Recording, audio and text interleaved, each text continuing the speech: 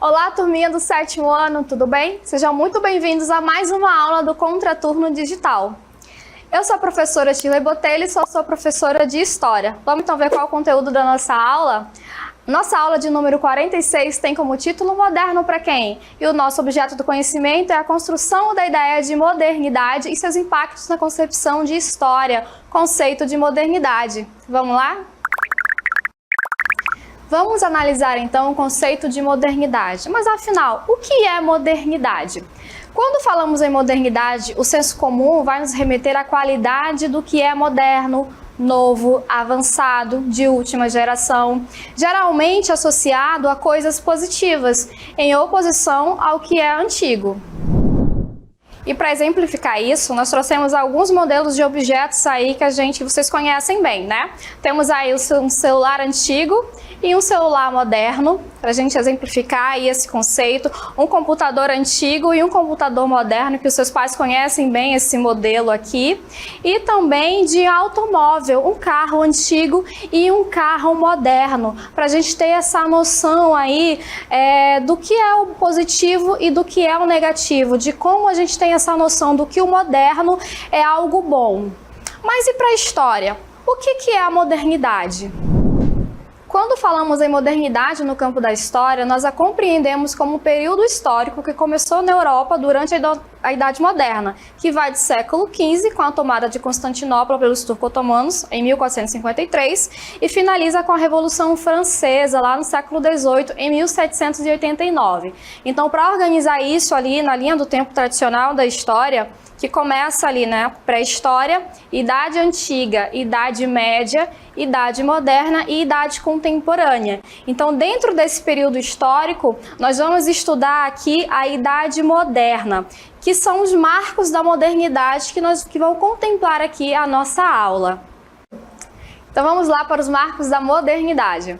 Esse período ele foi marcado por uma série de mudanças significativas na Europa e no mundo, incluindo o Renascimento, que marcou uma grande mudança cultural, artística, científica e filosófica. Caracterizado por um renascimento do interesse pela arte, literatura, filosofia, ciência, história e outras áreas do conhecimento, inspiradas na Antiguidade Clássica que foram negligenciadas durante a Idade Média. E outro marco da modernidade é a formação dos Estados Nacionais modernos. Essa busca pelos valores da antiguidade foi financiada aí pela burguesia, representada nessa imagem que a gente vê aqui, que é aquele grupo social que surgiu ali no final da Baixa Idade Média, que contribuiu também para o surgimento de uma das características mais importantes da Idade Moderna, que foi a ascensão das monarquias nacionais e o surgimento do Estado moderno, que gradualmente substituíram as estruturas feudais da Idade Média e deram lugar ao absolutismo monárquico. Durante esse período, houve também um aumento da produção de bens e a expansão do comércio e a colonização de novos territórios em todo o mundo. Outro grande marco são as grandes navegações, quando as nações europeias iniciaram um período de exploração e descoberta de novas rotas comerciais marítimas e terras desconhecidas, resultando em grandes avanços na navegação e na cartografia, além de um aumento do comércio e da troca cultural entre diferentes regiões do mundo. Esses estados adotaram como política econômica o mercantilismo, marcado pelo estímulo à produção interna e pelo controle das importações e exportações, visando o acúmulo de riquezas para o Estado. A Era Moderna protagonizou também a Reforma Protestante, que foi um movimento visando reformar a Igreja Católica, que enfrentava problemas como corrupção, venda de indulgências e falta de moralidade entre seus membros. Em contrapartida, a Igreja Católica liderou a Contra-Reforma, movimento que buscava reformar e reafirmar a doutrina católica, além de tentar conter o avanço do protestantismo. O século XVIII foi marcado pelo Iluminismo, um movimento intelectual que defendia a razão como a principal fonte de conhecimento e a busca pela liberdade, igualdade e fraternidade. O movimento teve grande impacto na política, filosofia, ciência e cultura da época e influenciou fortemente o pensamento ocidental. A Revolução Industrial foi um movimento de transição do trabalho artesanal para a produção em massa em fábricas com a utilização de máquinas movidas à energia mecânica, como a máquina a vapor. Então, essa revolução ela vai acontecer primeiro na Inglaterra. Então, os fatores que fizeram com a Inglaterra que fosse pioneira nesse processo foram vários. Então, dentre eles, nós temos ali o fato da Inglaterra ter recursos diversos. Então, a Inglaterra ela tinha mão de obra barata em abundância devido à política de cercamentos, que expulsou os camponeses do campo e os levou para as cidades. Ela tinha matéria-prima, ela tinha várias jazidas de ferro, carvão mineral e tinha também recursos em abundância. Vários investimentos feitos pela burguesia. Então, todos esses recursos fizeram com que ela desse o pontapé inicial para que ocorresse a Revolução Industrial ali no século XVIII.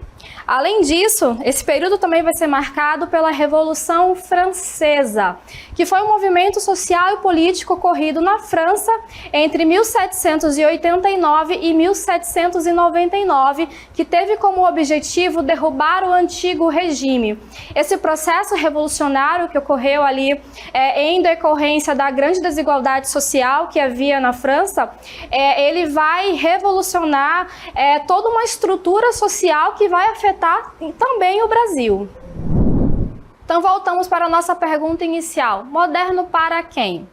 Então o eurocentrismo ele é um termo utilizado para descrever uma visão de mundo que coloca a Europa como o centro da história, da cultura e do conhecimento, considerando as demais culturas e civilizações como inferiores. Essa visão é baseada na ideia de superioridade cultural e racial dos europeus em relação a outras populações. Então, como nós podemos observar no decorrer da aula, os europeus eles fizeram vários avanços em diversos aspectos, né? Na cultura, avanços políticos, avanços econômicos, e esses avanços possibilitaram a eles a chegarem em diversos lugares do mapa do globo. Então, eles acabaram dominando outros povos e se julgando superiores a eles. E essa visão de mundo que os coloca como superiores fizeram com que eles subjugassem outros povos.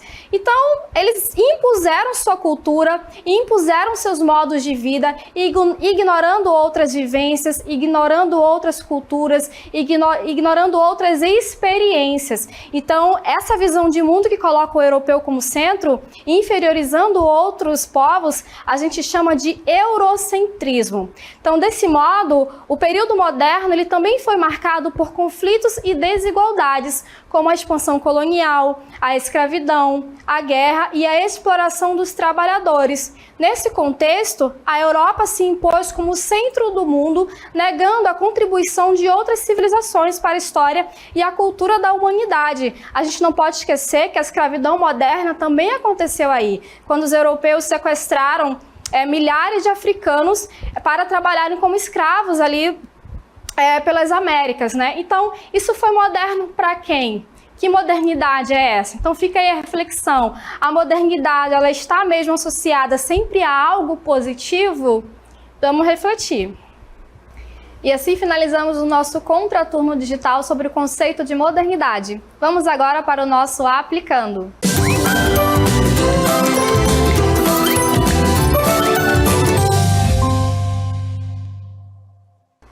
Vamos então. Assinale a alternativa que explica o significado de modernidade na história.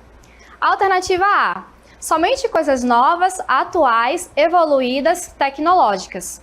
Alternativa B. Coisas antigas, ultrapassadas. Alternativa C. Período que começa no século XVIII com a Revolução Francesa e continua até os dias atuais. Ou alternativa D. Período da história que vai do século XV ao século XVIII, da tomada de Constantinopla pelos turcos até a Revolução Francesa. E aí, qual será a alternativa correta? Vamos lá ver qual é? A alternativa correta é a alternativa D, período da história que vai do século XV até o século XVIII, da tomada de Constantinopla pelos turco-otomanos até a Revolução Francesa. Vamos então ver o nosso gabarito. Quando falamos em modernidade no campo da história, nós a compreendemos como um período histórico que começa na Europa durante a Idade Moderna, que vai do século XV com a tomada de Constantinopla em 1453 e finaliza com a Revolução Francesa no século XVIII, lá em 1789. Então é importante lembrar que na história a modernidade ela é um conceito definido ali num tempo histórico. Então a gente não está falando daquele conceito que a gente usa atualmente, né, que remete ao novo, ao avançado. Não é isso. A gente está falando de um conceito remetente ao tempo histórico, tá bom? Então não esqueçam disso. Vamos lá, então, para as nossas considerações finais. Então, aqui nas nossas considerações finais, nós temos a Idade Moderna, que é aquele período que dentro da história está inserido ali a partir da queda de Constantinopla, com a invasão ali dos turco-otomanos, até a Revolução Francesa, em 1789. Então, um conceito importante para a gente lembrar nesse período é em relação ao eurocentrismo, né? Que é aquela ideia de que o europeu tem de que ele é superior a demais povos e culturas. Então, ele coloca a sua cultura, sua visão de mundo como superior, ignorando outros povos. Então, dentre os marcos da modernidade, que é como a gente chama os eventos históricos que ocorreram dentro desse período de tempo, estão a consolidação dos Estados nacionais modernos, né? Que é quando a Europa vai se reconfigurar ali territorialmente a partir do final do enfraquecimento do feudalismo. Então, isso vai acontecer ali a partir do final do século XIV. Isso vai possibilitar a ascensão dos reis, dos grandes reis, que a gente vai chamar de absolutismo, quando os reis vão ter poder absoluto. Então, a política econômica aplicada por esses reis vai ser a do mercantilismo, que é aquela que vai utilizar ali o protecionismo, aquela prática do metalismo, a prática do acúmulo de metais preciosos, e isso também vai favorecer com que eles se lancem aos mares, se lancem aos oceanos, que a gente vai chamar de grandes navegações. Então, esse advento das grandes navegações ele vai ocorrer devido à procura por novas rotas comerciais marítimas em busca ali de um caminho para chegar até as Índias, né? Já que foi aquele caminho que eles ultrapassavam ali pelo mar Mediterrâneo, eles não poderiam mais. Então, eles vão buscar novas rotas comerciais e vão chegar até as Américas aí no meio desse percurso. Outro fator que vai acontecer vai ser a Revolução Industrial, que vai ocorrer ali no século XVIII. A Inglaterra vai ser pioneira nesse processo. Nós vamos ter também o iluminismo, que é aquele movimento intelectual que a ideia é iluminar a sociedade por meio da razão, por meio da ciência. Os iluministas consideravam que o período anterior, o período da Idade Média, ele era um período de obscurantismo, um período pautado ali pelo não uso da razão, pelo uso do misticismo. Então, a ideia era iluminar através da razão. Além disso, a gente vai ter também as reformas religiosas iniciadas por Martinho Lutero, que era um monge ali da igreja, e ele vai observar diversas práticas corruptas, como venda de indulgências, como venda de materiais considerados sagrados. Então ele vai pregar essas denúncias, que ele vai chamar de 95 teses na porta da catedral, denunciando essas práticas. E aí inicia a reforma protestante. Em contrapartida, a Igreja Católica vai dar início à Contra-Reforma, que seria então aí uma tentativa de interromper esse processo, né, de barrar a Reforma Protestante, e também uma tentativa de rever suas práticas, de rever seus dogmas, de reafirmar seus dogmas aí. Outro marco da modernidade vai ser a Revolução Francesa, que ela vai ocorrer na França ali em 1789, e o que estava acontecendo na França era um grande havia uma grande dificuldade econômica pela qual ela estava passando. A França ela era dividida em 3 estados socialmente. Então havia ali o primeiro estado, o segundo estado e o terceiro estado. Ali camponeses, trabalhadores urbanos, a burguesia. E o terceiro estado estava descontente por ter que pagar todos os impostos e pagar toda a regalia do primeiro e segundo estado, que era composto pelo clero e pela nobreza. Então, a desigualdade social que o terceiro estado estava subjugado fez com que eles se revoltassem e dessem início a essa revolução ali que iniciou em 14 de julho de 1789, a partir da queda da Bastilha.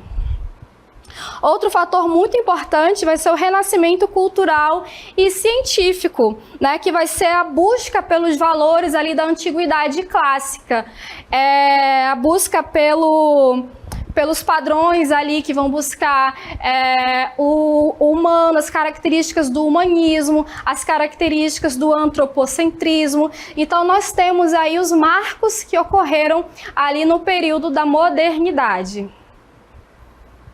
E não se esqueça de seguir as nossas redes sociais no YouTube e siga @Contraturno Digital. Até a próxima!